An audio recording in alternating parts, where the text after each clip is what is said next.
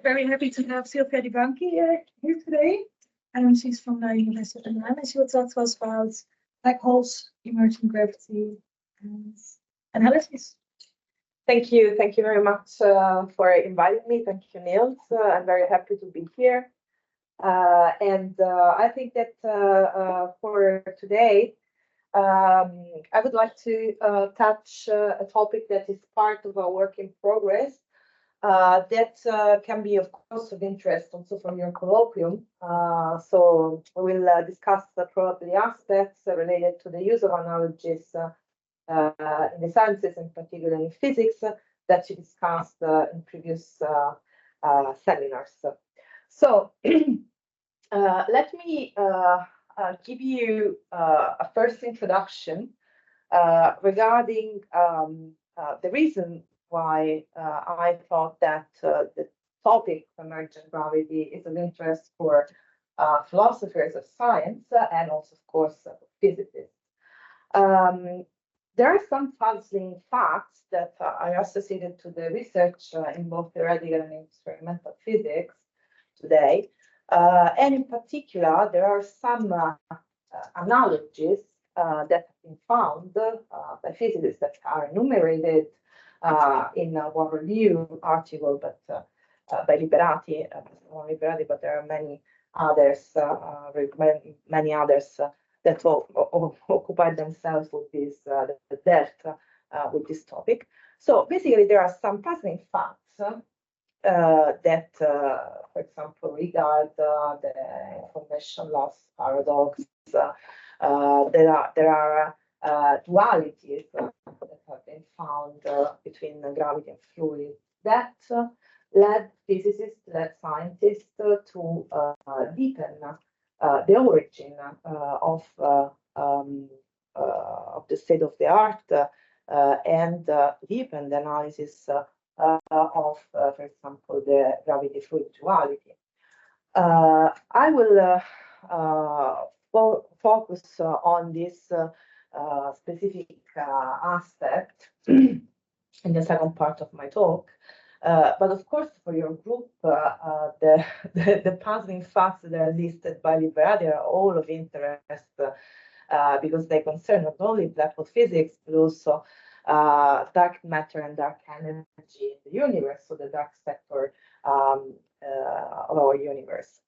So, as I said, Liberati mentions that the duality between gravity and fluid is a puzzling fact. He defined it in this sense.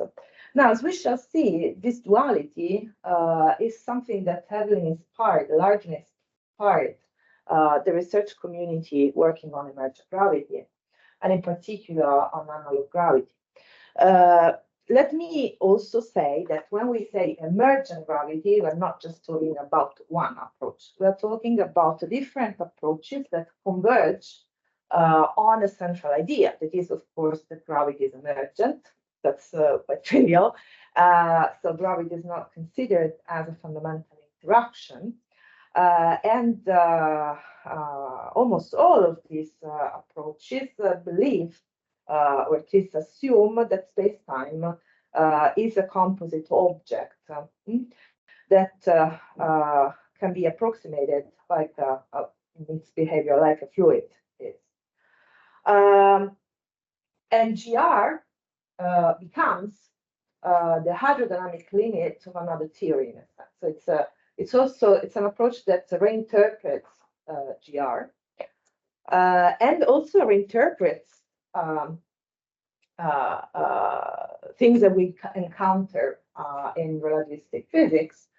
For example, in the case of singularities, it's an approach that produces a shift in the understanding of singularities, because it's an approach that reinterprets singularities in terms of phase transitions. Now, why is emergent gravity of interest for us today in this colloquium? But of course, it's of interest because it relies on analog simulations.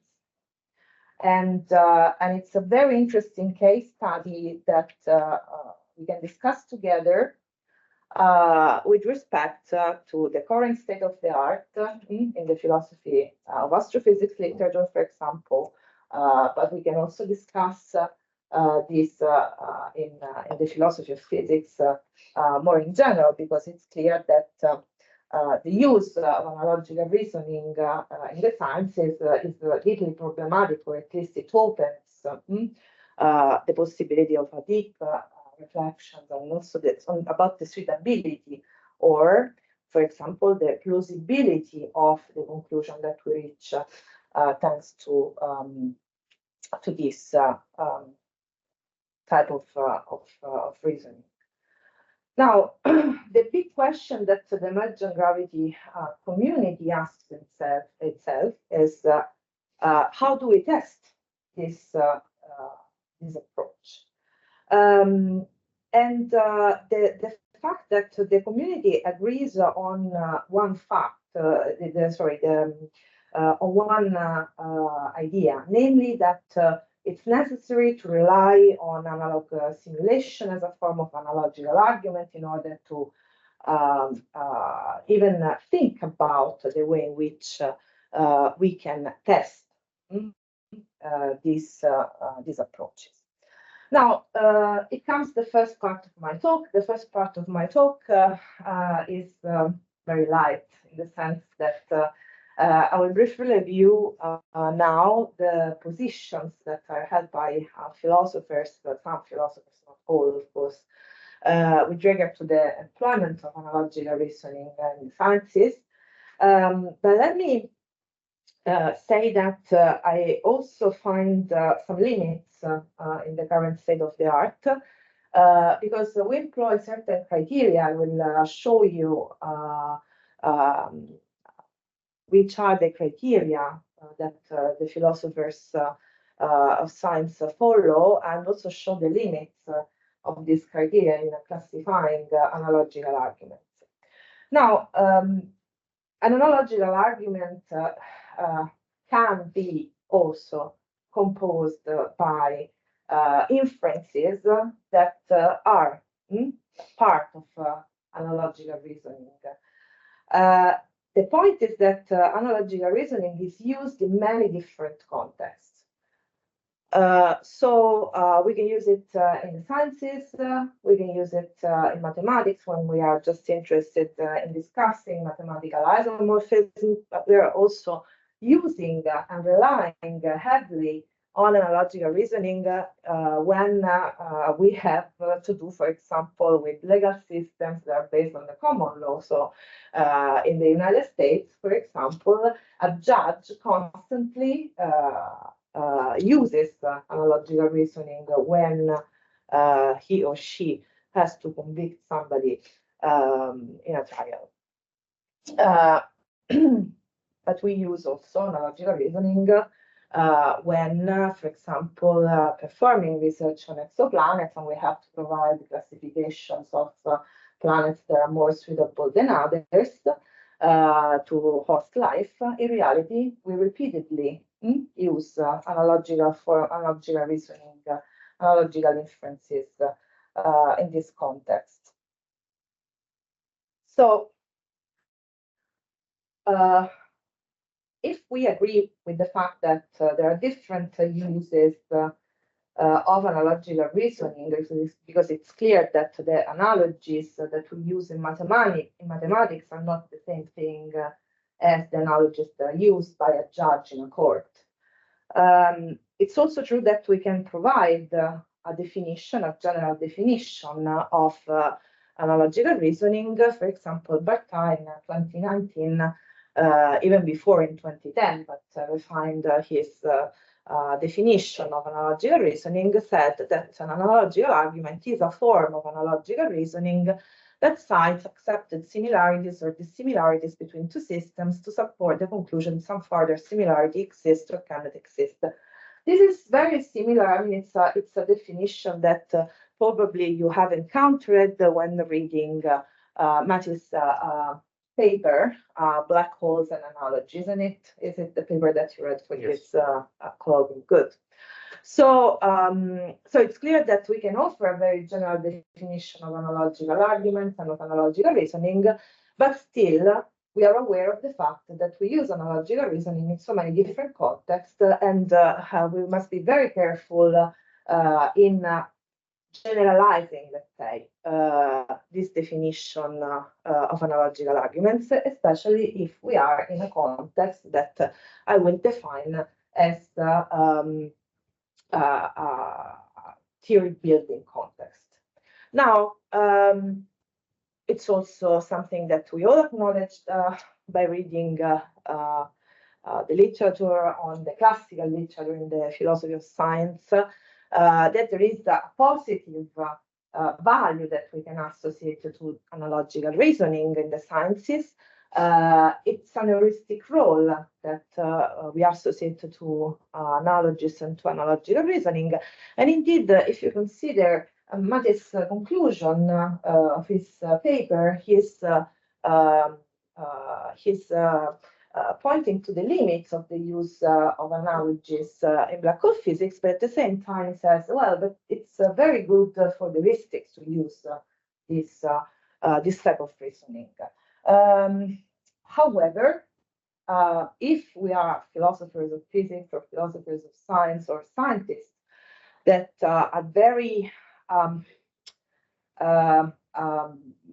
that are convinced, let's say, or very interested in exploring the status of the conclusion of analogical arguments, then of course we will tend not to focus on the positive heuristic role of analogical reasoning, but we will rather address the limits of analogical reasoning and say that unfortunately with analogical reasoning we can reach plausibility, but it's very hard to conclude with some certainty about something.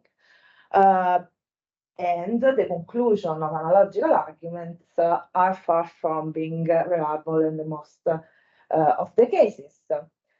However, we also know, thanks to Dardashti, Hartman, Tebol, and Weisberg, and a paper they published in 2016, that there is a specific type of analogical argument that is called analog simulation that is different from the general analogical reasoning that we find, for example, when we talk about exoplanets and so on and so forth.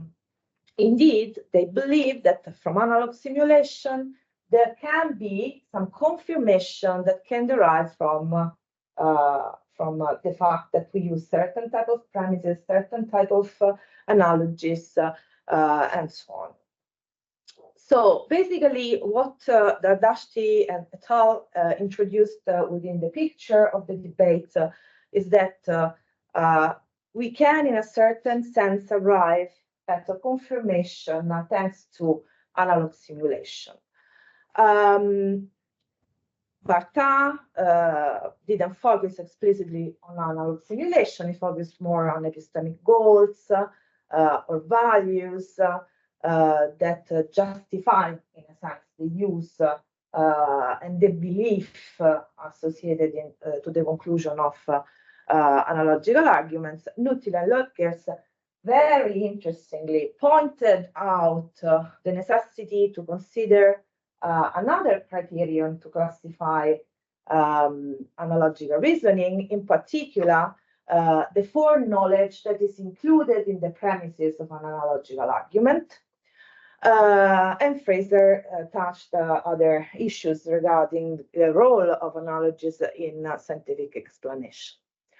Now, this is what I propose. Yes. As a question, what's the difference between analog arguments? I'm arriving at this point. Analog simulation? I'm arriving at this point.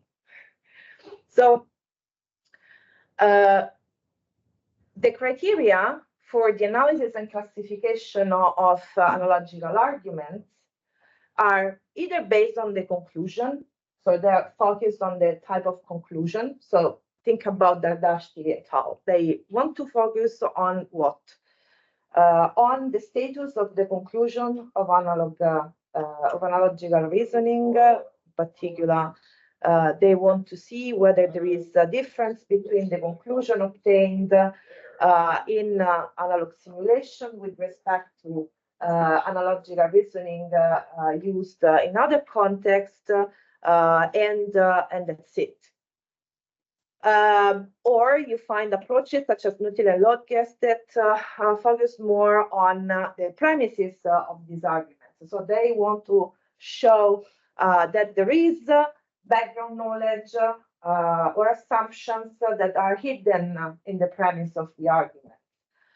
Now, I want to add a third criterion, because I think that to focus just on the premises or the conclusion is not enough when we are dealing with a specific context, indeed, that is with the context of model building, because we are, in the case of emergent gravity, we're not dealing just, with the employment of a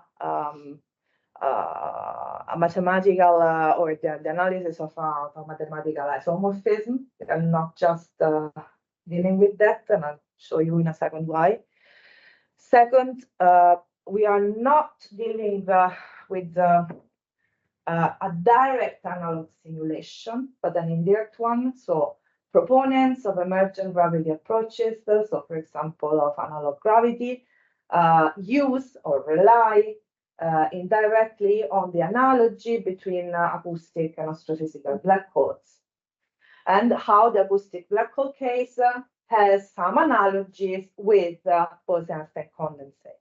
So this is a very tricky point, but it's very important to make the operation and the use of analogical reasoning that the emergent gravity program does concerns the context of model building. Why is that? Because we don't have a theory of quantum gravity, and we also don't have a theory that unifies, in a sense, the results of the analogical arguments that are employed both in the case of black holes and in the case of condensed matter physics. So, and there is indeed, in this specific context, a problem that arises that I define the double gap problem, and I will talk about it in the second part of my talk. And why it's so important to distinguish this context from this context, because it's clear that when I want to compare thermodynamics and hydrodynamics, I take these two theories that are believed to have some microstructure, and I can easily perform, in a sense, a comparison. So the analogy serves as a comparison.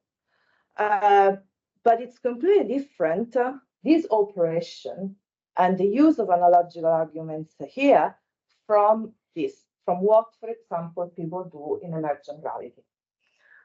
And indeed, in this case, in the comparison among theory and models case, I don't have the double gap. The double gap is not emerging. Now, I'm not the first one that talks about analogical arguments in emergent gravity, of course. There are several works. Linnemann and Visser, for example, in 2018, published a paper that focused precisely on the type of analogical arguments in emergent gravity. And among the strategies for arguing that gravity is emergent, they say, well, physicists look for analogies between X, so between gravitational theories, and Y, other theories that are said to have microstructure, for example, thermodynamics or hydrodynamics. And this strategy, they say, only establishes the plausibility of an emergent nature. So, of course, here what they do is to focus on the conclusion again. So I use emergent gravity. We use analogies. We use analogical arguments. The strategy the conclusion that I obtain from the use of analogical arguments in this context is the fact that the conclusions are just plausible. So I can reach plausibility, but not more than that, in assuming what? That there is an analogy between thermodynamics and hydrodynamics with respect to its structure and so on. But what people do in emergent gravity is a step more. Namely, they want to connect gravitational theories to what? To thermodynamics or hydrodynamics.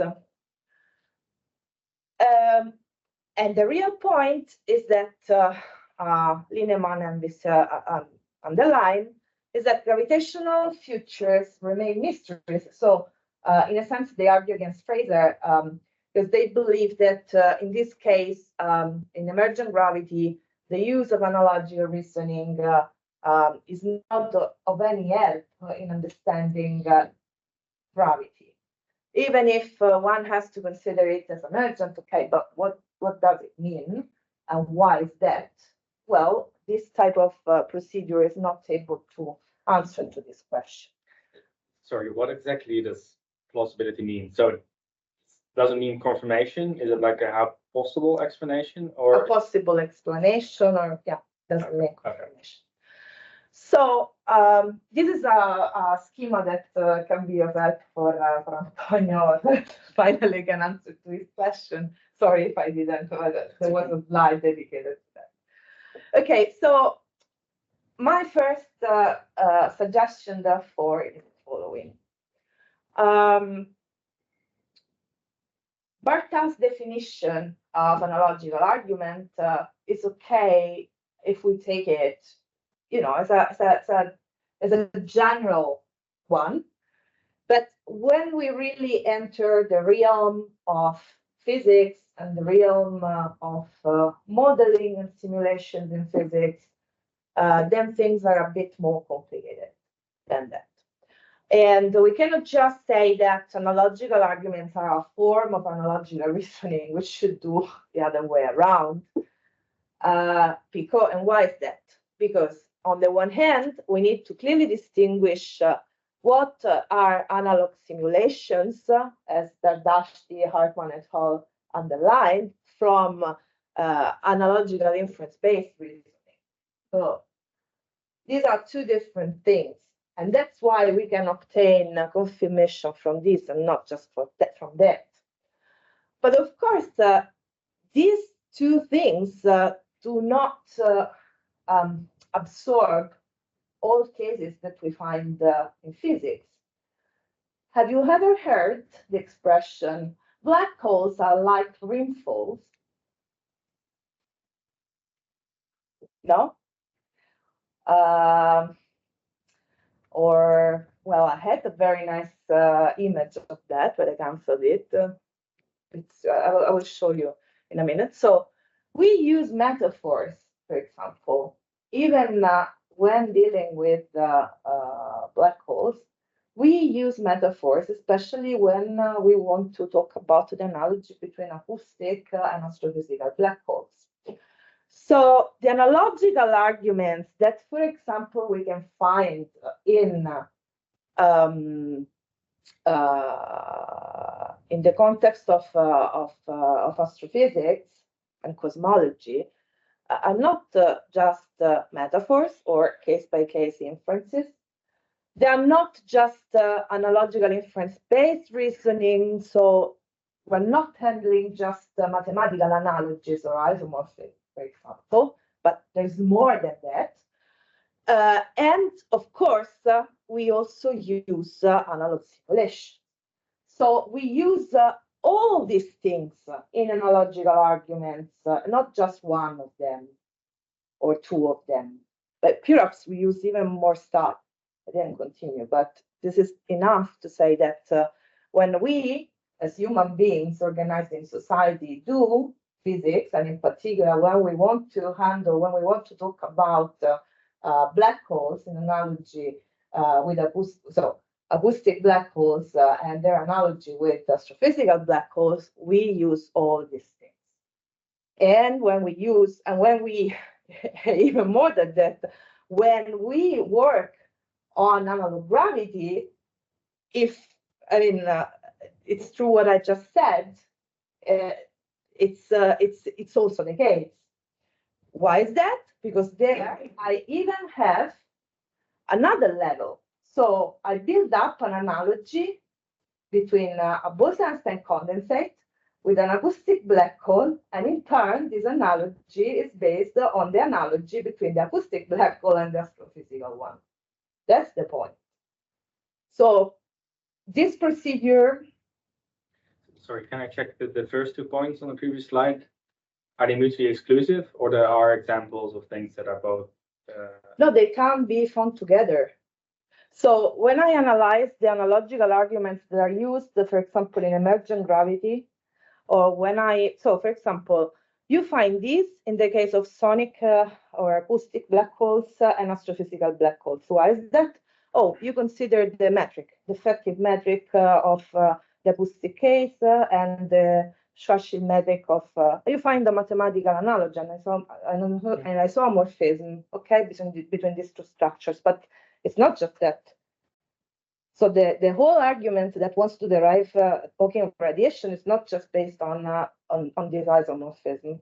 There is more than that. You need analog simulation. You can use analogical inference-based reasoning as well. And you can also just stick to the case-by-case inference, so to the metaphor. So that's interesting. So it's really that. So it's the other way around. So on the one hand, I criticize Barta in the sense that he didn't consider at first the work done by Dardashti et al.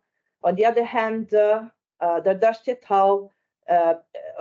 Can say that confirmation is achieved in analog simulation, but when we do emergent gravity or when we work on black holes, we find also other type of analogical reasoning at stake. So it's not just that. It's not just a matter of an accessible source system that simulates phenomena that are impossible to test them. So it's not just that what we do. No? Okay. So now let's enter the second part of my talk. And I'm on time.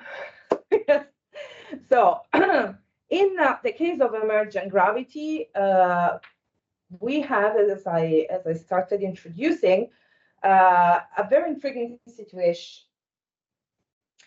So according to Carlip, for example, the basic picture of emergent gravity is that gravity and period of space or space-time themselves are collective manifestations of very different underlying degrees of freedom.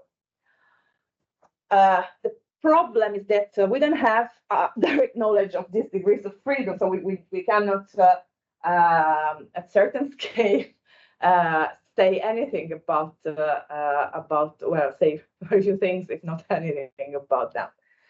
So analogy in this sense is necessary. First, because we cannot create a black hole in the lab, we cannot recreate the whole universe as a condensate in the lab, and so on and so forth. So, as I also introduced at the beginning, when we talk about emergent gravity, we must be very careful because there are many different approaches to emergent gravity. One of the most important one is analog gravity that is proposed by Barceló et al. And other people, of course. Stefano Liberati also works on analog gravity. But it's very intriguing, the fact that there is a convergence, for example, between certain approaches to quantum gravity, such as GFT, and the work done in emergent gravity, in particular on analog gravity. And why is that? Because there is the conviction, I mean, the common root, it's clear. So GR is the hydrodynamic limit of another theory. So it should be possible in principle, if it's the case, to simulate or to mimic the dynamic of space-time quanta, let's say, as if, you know, but just focus on the mean value, or just focus on the collective behavior of space-time, as if it were a Bose-Einstein condensate. This analogy between a condensate and space-time also brings with it a view of the universe that, again, is different from pure relativistic framework, because it suggests that the universe is a huge condensate. Okay, so you find several works discussing this idea. Now, in particular, analog gravity is an approach within the framework of emergent gravity that exploits a mathematical isomorphism. So we like it if we want to talk about analogical reasoning, okay?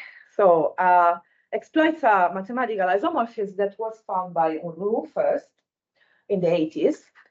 And this isomorphism is between the behavior of sound waves on the one hand and the behavior of light in black hole space. So that's the analogy.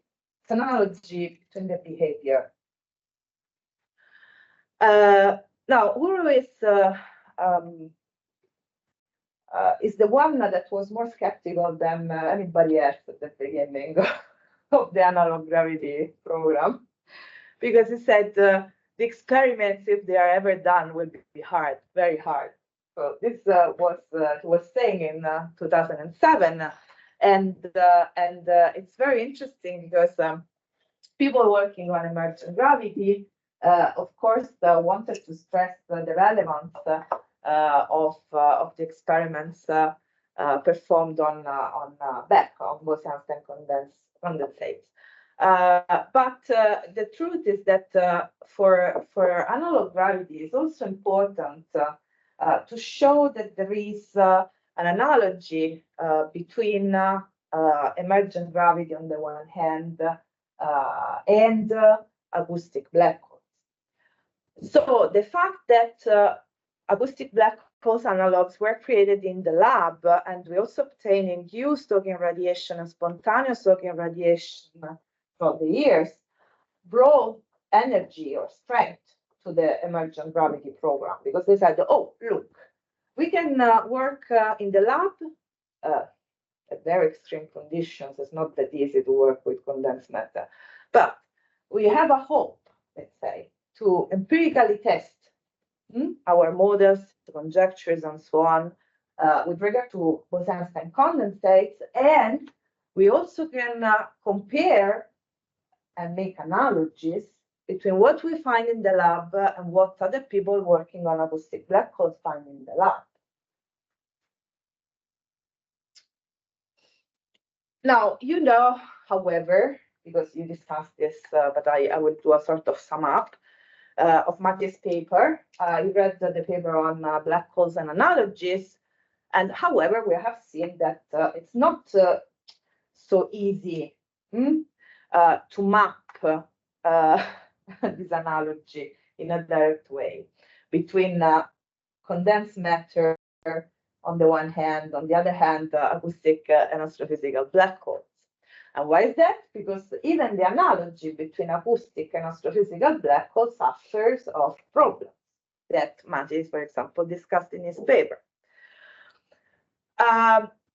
He stated in that work that there are two pieces of analogical reasoning that are central to the contemporary study of black holes. So the first underpins arguments for the existence of astrophysical Hawking radiation, and the second underpins arguments for black holes being generally thermodynamical in nature. These are two distinct arguments, but depend on one another. And the success of the second depends on the success of the first limited success that anyway we can attribute to analogical arguments, but still. And now it comes the first gap, what I call, in my view, the first gap. The first gap that we encounter in the context of this research in physics concerns the analog experimentation and the observation of analog Hawking radiation. And why is that?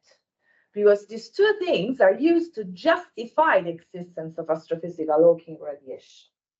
So, in a sense, we want to transfer the confirmation, even if we obtain confirmation, but this confirmation concerns acoustic black holes, and in no way we can transfer, so to speak, ontologically speaking, the confirmation obtained in one field to the other. Indeed, to obtain this result, one relies on the analogy between the laws of black hole mechanics and the laws of ordinary thermodynamics, okay? But the black hole thermodynamic analogy is considered significant with the inclusion of Hawking radiation. And therefore, it's a sort of circularity that also Mathieu's paper underlines that really grounds this type of analogical reasoning. Is it all, this is the formalization that Mathieu uses of the argument that is exploited also in the field of analog gravity. And as you can see, the formally is correct, but here the premise, if we really want to use the definition of analogical reasoning, such as the one of Nuttila and Lodgers, for example, there is foreknowledge that is assumed here, because this premise tells us that the derivation of Hawking radiation requires only a suitable Lorentzian geometry and the existence of a horizon. Okay, and it's a necessary premise in order to derive the conclusion and to map, let's say, to find the isomorphic structure that concerns the radiation from analog black holes to the radiation in the astrophysical case. However, if we really look in the mathematics, okay, here you have the effective metric of the acoustic black hole. Here you have the Schwarzschild case. And this is a very nice matrix that we have to fill in. So what do physicists make first? Well, they select a metric that has to be inserted in the matrix. So in Mathieu's 2023, in the paper that you read, at some point he compares the two things and says, oh, there are striking similarities, but it's not the case. I mean, there is foreknowledge in the premise. So to say that the derivation of Hawking radiation requires only a suitable Lorentzian geometry, but the Lorentzian geometry is assumed as foreknowledge, because in the mathematical construction of my model, I insert the metric in the matrix. And of course, this looks similar to that. There's nothing strange. I mean, it's obvious. It's obvious. However, this thing is not present there, isn't it? Now, this aspect is fundamental because it helps us in understanding that the analogy between Bose-Einstein condensates and acoustic black holes is in a sense genuine, or at least from the standpoint of analogical reasoning based on a mathematical isomorphism. Indeed, in the back case, we have the spin of the photons in the medium that is added to the metric. So the effective metric takes into account the element that is taken into account also in the case of acoustic black holes. Okay, so from the but this result is the result of a foreknowledge. So the assumption that we're interested in a Lorentzian geometry, isn't it? Because the matrix is constructed according to this. I mean, I'm not saying that it's wrong, but I'm explaining to you why there is this analogy. And why we can certainly say that there is an analogy between the structure of the effective metric of Bose-Einstein condensate and the acoustic black hole. But this is not sufficient to say that they are the same with the Schwarzschild case, for example. So in emergent gravity, there is a second gap. So the first gap should be clear. The second gap requires a clarification. What people in emergent gravity do is not just to say, well, look, our idea that gravity is emergent can be confirmed by means of analog simulation, and thereby assuming an analogy with the between the Bose-Einstein condensate and the acoustic black holes. And I've seen that in that case, it's not that easy to show that there is an analogy between, or that we can rely on analogical reasoning when comparing the acoustic and astrophysical black hole. But then they also say, well, look, if we study the phonon-back reaction on the condensate, we can gain information about singularities, okay? Because we treat the phonons as if they were self-gravitating masses, okay? And vice versa, okay? That's what they do. And the phonons acquire mass and perturb, of course, the condensate, so we can interpret this as the formations of the geometry of space-time that are taken to be signatures, okay, of the quantum or the emergent nature of gravity. But this is what I call the second gap, because we cannot infer just from an analogy between phonon-back reaction and black holes, the fact that gravity is emergent. Let's consider this schema to clarify that. So this is an example you find this example in Braunstein et al. It has been published a few months ago. What these models use, okay, I have here some degrees of freedom that I cannot govern. I cannot, I mean, they are a question mark, okay? So what I do is to exploit the gravity fluids duality and treat, my system in analogy with fluids. And of course, I can say something about the degrees of freedom and the behavior of my system in this case.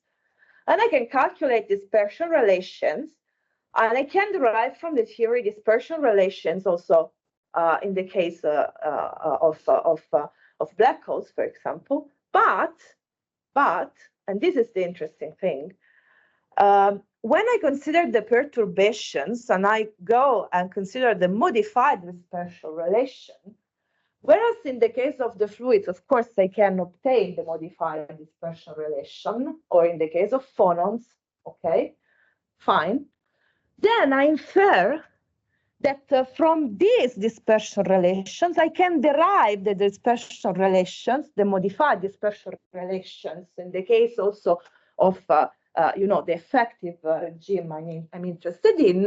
And so to speak, I don't care about the effective quantum degrees of freedom. I jump, so to speak, okay, from the dispersion relation to its modification by assuming that the action, okay, the behavior, the dynamics at this level is the same in this other level, that in this other level. But this is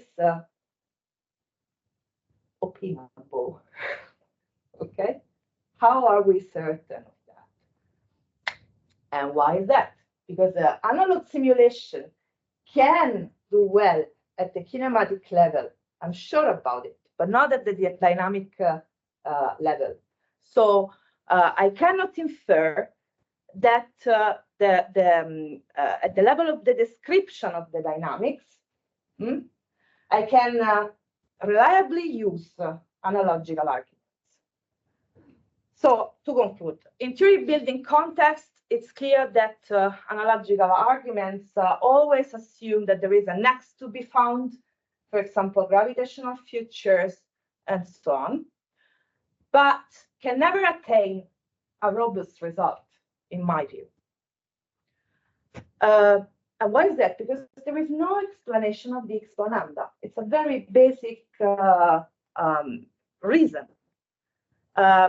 However, it's true that thanks to analog simulation, we can intervene on the modeling framework and build. So, I mean, 15 years ago, it was very hard to rely or to take as reliable the conclusion that we inferred with respect to the kinematics of these systems. So I'm not saying that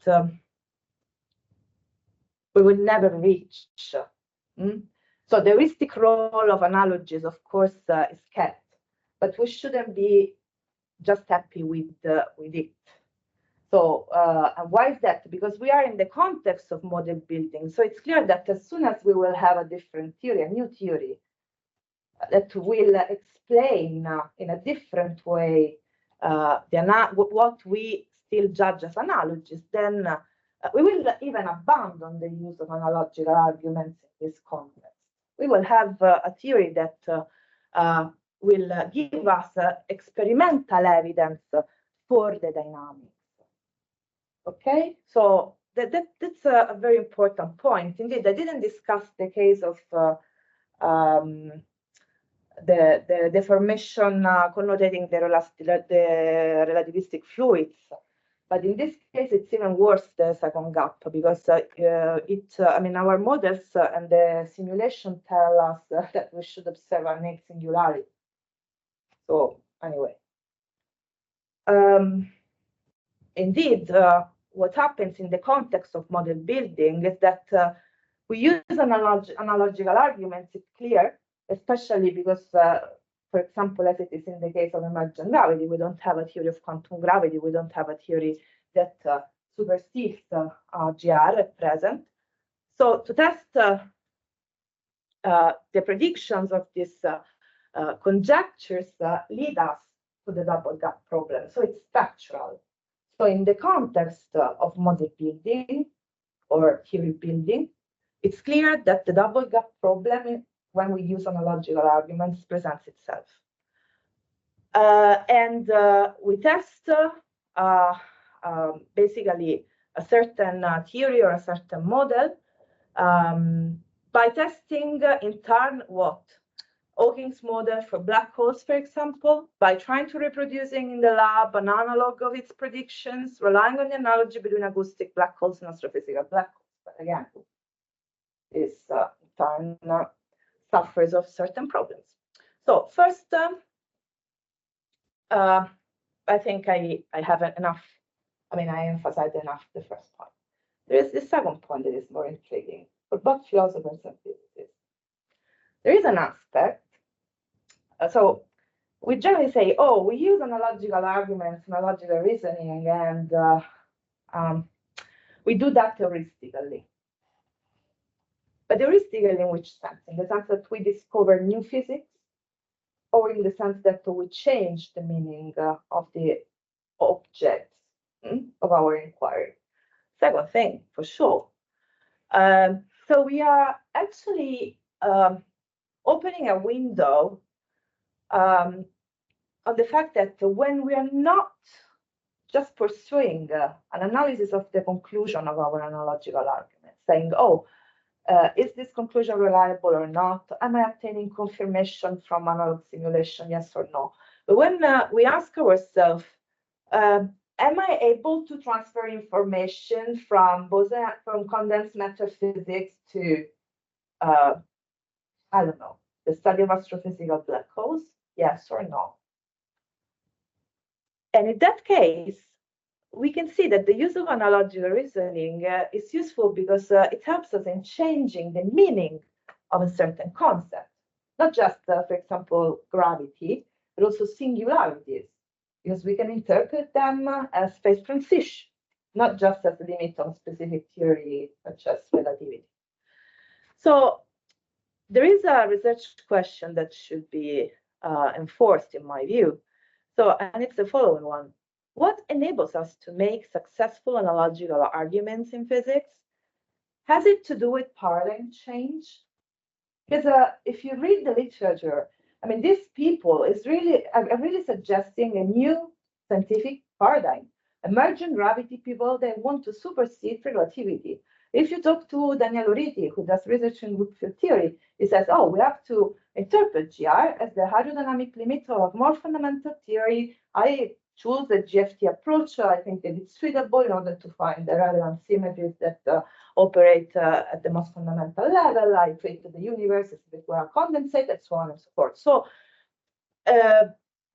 perhaps the use of analogical reasoning is also telling